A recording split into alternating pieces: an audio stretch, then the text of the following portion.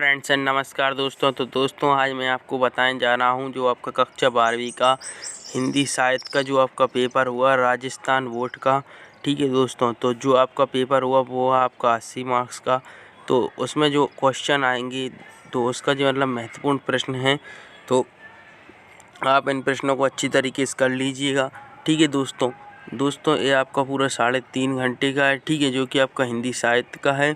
ठीक है, तो इसको आप अच्छी तरीके से कर लीजिए, जो कि आपका 80 नंबर का है। ठीक है, ऐसे कि मैंने आपको बता दिया है। तो दोस्तों आप हमारे देख सकते हैं, सबसे पहले आपसे बहुवैकल्पिक प्रश्न पूछे हैं।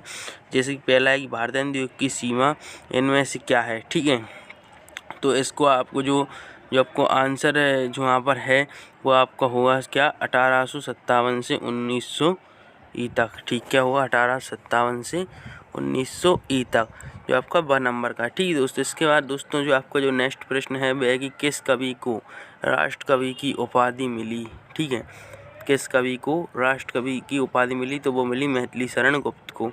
किसको? मैथिली शरण गुप्त को। जो आपका तीसरा क्वेश्चन है वह है कि छायावाद के 4 स्तंभों में निम्नलिखित में से कौन सा एक नहीं है। तो जो आपका नहीं है, जो आपका मतलब स्तंभों में नहीं है वह है सुमित्रा नंदन पंत। ठीक है, महावीर प्रसाद द्विवेदी, सूर्यकांत त्रिपाठी और जयशंकर प्रसाद। जो आपके 4 ऑप्शन दिए हैं तो उसमें आपका जो आंसर हो जाएगा वो है महावीर प्रसाद द्विवेदी। ठीक है, ये आपका करेक्ट आंसर होगा चारों में, जो कि आपका महावीर प्रसाद द्विवेदी है। ठीक है, अब आगे बढ़ते हैं कि ऐसे इसमें है कि तार साप्ताहिक का संपादन किसने किया। ठीक है, तो आपका जो तार साप्ताहिक का संपादन किसने किया वो अज्ञे ने किया। किसने किया? अज्ञे जी ने। ठीक है, जो आपका नेक्स्ट है वो है कि हेमाद्रि तुंग श्रृंग से प्रबुधित सुदत्त भारती। तो जो आपको बताना है कि स्वयं प्रभा समूलजय स्वतंत्र पुरकारी जो आपको लाइनें दी हैं तो उनमें पूछा है काव्य क्या है। ठीक है, तो इसमें जो आपको काव्य पूछा है तो वो आपको वहाँ पर खुद ढूंढ के बताना है। ठीक है, अब जो आपका नेक्स्ट है छठवा वाला वो है कि रहीमन धागा प्रेम का मत तोड़ो चटकाए, टूटे से फिर ना जुड़े जुड़े फाट पड़ जाए गांठ पड़ जाए। ठीक है, उपयुक्त दोहे में कौन सा मतलब गुण है। ठीक है, तो इस प्रकार दोस्तों देख सकते हैं आपके ये प्रश्न है। तो इसमें आप जो यहाँ पर आपका सही आंसर होगा, जो आपको 4 ऑप्शन दिए हैं तो उनमें से जो आपका सही जो आंसर है वो आपको देखना है। ठीक है, फिर आता है कि रोला और उल्लाला के मेल से छंद बनता है। ठीक है, तो रोला और उल्लाला जो आपके छंद बनता है वो होता है छप्पे। कौन सा? छप्पे सा वाला। फिर जो आपका 8वां है कि निम्नलिखित में से कौन सा वार्णिक छंद है। तो जो आपका वार्णिक इनमें से छंद है हरिगीत का छप्पे कुंडलीय सरवैया में तो सवैया। ठीक है, फिर आपका 9वां है कि जब कवि अप्रस्तुत का वर्णन करके प्रस्तुत का बोध कराता है तब अलंकार होता है। तो जब मतलब मतलब वो करता है तो अनुक्ति होता है। क्या होता है? अनुक्ति का, क्योंकि आप जानते ही कि जो अप्रस्तुत का वर्णन करता है प्रस्तुत का बोध कराकर। ठीक है, फिर आपका 10वां है कि निर्दय निरीह राखिए आंगन कुटी छवाए, बिन पानी साबुन बिन निर्मल करे सुवाए। तो इसमें जो आपका अलंकार कौन सा है आपको ये बताना है। ठीक है, तो इसमें आपको प्रभावना अलंकार है। ठीक है, अब जो नेक्स्ट है आपके जो क्वेश्चन वो भी आप देख सकते हैं, जो कि आपके इस प्रकार हैं, जो आपके अति लघु उत्तरीय प्रश्न आपको दिए हैं यहाँ पर। ठीक है, यहाँ पर आपको रिक्त स्थानों की पूर्ति करना है नीचे, तो इनको भी आप अच्छी तरीके से कर सकते हैं और इनको आप अच्छी तरीके से देख लीजिए। ठीक है, जैसे आपका पहला है कि ओज गुण की परिभाषा, फिर तीसरा है हरिगीतिका छंद का एक लक्षण। ठीक है, इस प्रकार आपको ये करने हैं। ठीक है, यहाँ पे आपको नीचे खाली स्थान दिए हैं। फिर चौथा आपका ये है कि व्यतिरेकक अलंकार के तात्पर्य, इस प्रकार देख सकते हैं। जी 5वां पेशोलों की प्रतिध्वनि कविता जयशंकर प्रसाद किस काव्य संग्रह में है। ठीक है, फिर यहाँ पे और भी जो आपके नीचे प्रश्न दिया है, जैसे कि 6वां देश में एक बूढ़ा था सीरीज के फूल है ना, जो आपके जो पार्ट दिए होंगे उनमें से। ठीक है, इसके नीचे 7वां दिया है कि पृथ्वी वसुंधरा क्यों कहलाती है। ठीक है, इसके नीचे जो आपका 8वां दिया है, 8वां जो आपका दिया है वो है सर जगदीश चंद्र बोस ने हमारी राष्ट्रीय संस्कृति का सार क्या बतला है। ठीक है, तो फिर इसके बाद दोस्तों आपके जो रिक्त स्थान भी हमने ऐसे कि बोलना है कि यहाँ पे आपके जो रिक्त स्थान है ऐसे कि जो 9 वाले हैं आपकी। ठीक है, और 10वां और 11वां, तो इस प्रकार देख सकते हैं। जैसे कि 9वां है जिसका आपको पढ़कर आदर्श प्रकार मन में जोश उत्साह का संचार गुण होता है। ठीक है, तो वो आप जानते हैं कि वो मतलब उत्साह होता है। ठीक है, जिस पद में विशेषणों का प्रयोग करते उपस्थित और अप्रस्तुत का एक साथ बोध अलंकार होता है तो अनुक्ति होता है। ठीक है, फिर तीसरा है आपको उपमा अलंकार का ठीक उल्टा अलंकार होता है। तो ये आपको खुद देखना है। ठीक है, और यदि आपको इसका सॉल्यूशन चाहिए तो आप हमें कमेंट बॉक्स में कमेंट कर सकते हैं, हम आपको इसका सॉल्यूशन प्रोवाइड करवा देंगे। ठीक है, अब आता है आपका खंडवा।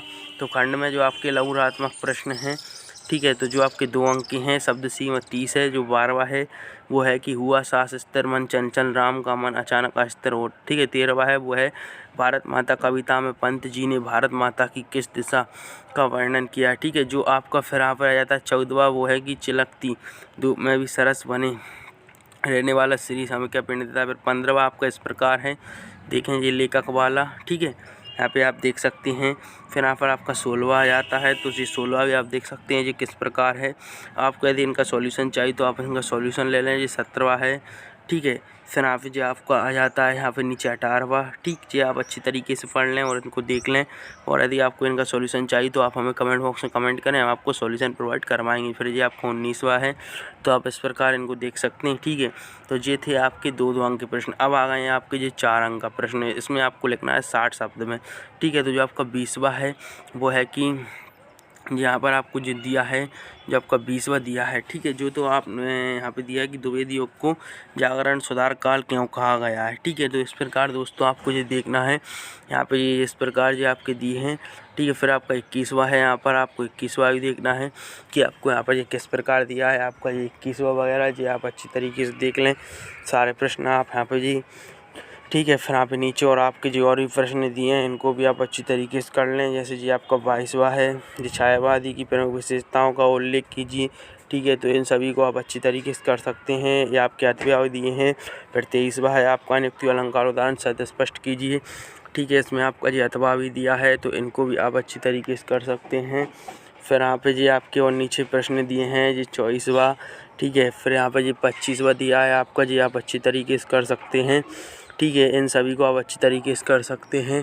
तो आप इन सभी को अच्छी तरीके से देख सकते हैं कि ये किस प्रकार हैं आपके प्रश्न। जैसे कि इसमें आपको जो एक गद्यांश दिया है, तो इस गद्यांश को जो आपको मतलब इसकी संदर्भ प्रसंग सहित व्याख्या करना है। ठीक है। इसके जो आपको अथवा में भी दिया है एक गद्यांश, इसको भी आप करना है। फिर जो आपको 25वां है उसमें आपको जो पद्यांश दिए हैं, तो आपको जो पद्यांश है वो करना है।